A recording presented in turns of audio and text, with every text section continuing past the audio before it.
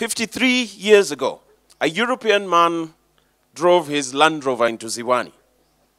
I am sure they called him Muzungu back then, just like we would today. He came with a sense of purpose. And for the homeless young boys, he had a message of hope. He stood on a stool like a biblical prophet and looked on at the crowd. On his right was a government worker, and on his left, an ex-Mau Mau fighter. He spoke, and they translated. He said, "I want to give hope and a future for bright and needy children." And thus, the Starehe Boys Center began. So today, as we celebrate our founder, the late Dr. Geoffrey William Griffin, fondly known to us as Boss, so too shall we celebrate the late Geoffrey Gatama Geturo and our remaining dad, Joseph Kamiro Gikubo. They say that the journey of 1,000 miles begins with one step. What started as two prefabricated huts has morphed into a remarkable institution of learning. We have tall buildings, sprawling grounds, a majestic chapel, an academic block like no other, science labs, dormitories, and a state-of-the-art library. It is from these humble beginnings that the great school we know today was started. Days that were defined by sacrifice, compassion, hard work, and a zeal that knew no bounds.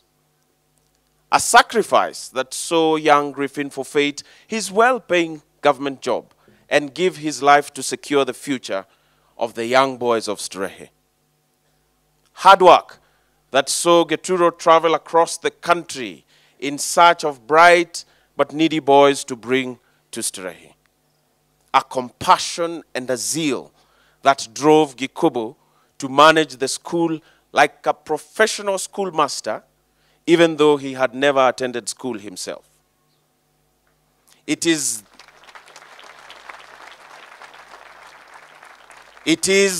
these great deeds of these great men and many others that built this great school we see today. Charles Njonjo once said that Starehe Boys Center has reversed the norm. What he was talking about was the fact that ordinarily, schools build their reputation by enrolling students from good families and later on enroll a few needy students.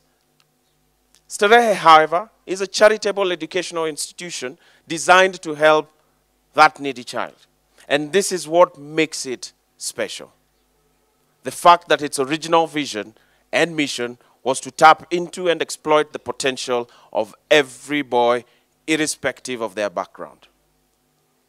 Were it not for the dream of Griffin, many needy boys would not have the lives they have today. Through generations, spanning 53 years, lives have been transformed, careers have been built, and dreams have been accomplished. Were it not for Starehe, I dare say, perhaps Honorable Peter Kenneth or Raphael Tuju would not be presidential candidates.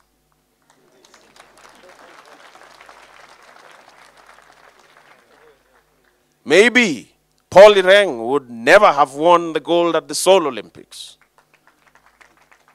And just maybe, my predecessor, the late Major Kinuthia Murugu, would never have gone on to become the permanent Secretary of Youth and Sports.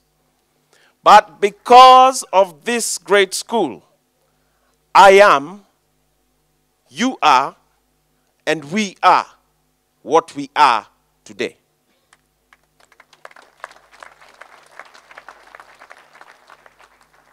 We owe it to our teachers for their dedication and passion. We owe it to the staff, drivers, cooks, cleaners, and watchmen whose keen eyes ensured we were safe. We owe a great deal to you, Mr. President, our patron for 43 years, who showed us unflinching love, felt our pain, and celebrated with us our successes. Thank you, Mr. President.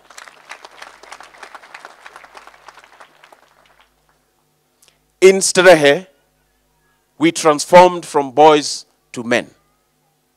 We were bequeathed that which is priceless.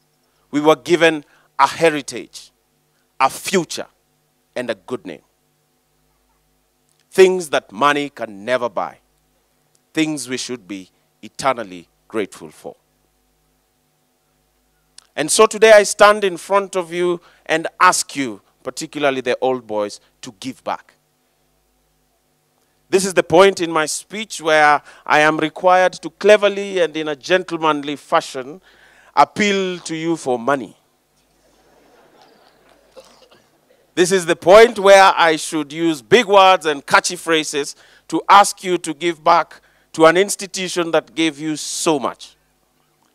But I only have a few minutes left, so I will say this. Rome was not built in a day. However, it took a very short while for it to collapse. What started 53 years ago from 2 metal hearts and transformed into this great institution could very easily crumble to the ground if we don't take ownership of this school. Dreams that could be will never be if we don't take ownership of this school. Starehe Boys Center is the responsibility of each and every one of us. We are moving into a digital age, and we are now talking about e-learning and talking education to the next level. We are being cited as an example of academic excellence. We have a large organization like Safaricom and the government of Kenya ready and willing to work with us on a project that will define the future of Kenyan education. Yet we don't have money. In a word, it is unacceptable. It is not my intention to stand here and castigate you or placate you. But as the chairman of the alumni, it behooves me to say this, that if we don't take ownership, Starehe will end up being nothing but a footnote in history.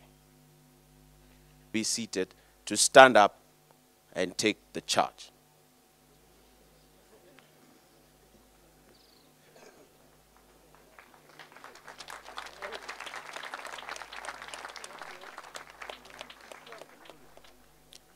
I charge you never to forget the great benefits you have received in this place. And in time to come, according to your means, to do all that you can to enable others enjoy the same advantage. And remember that you carry with you, wherever you go, the good name of Starehe. May God Almighty bless you in your ways and keep you in the knowledge of his love now and forever.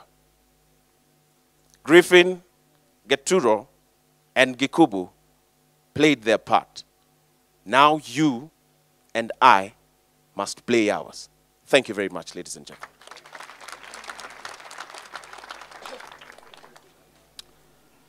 Thank you very much, the Old Starehian Society Chair, Ronald Osumba, with that very passionate plea to the old boys of the school.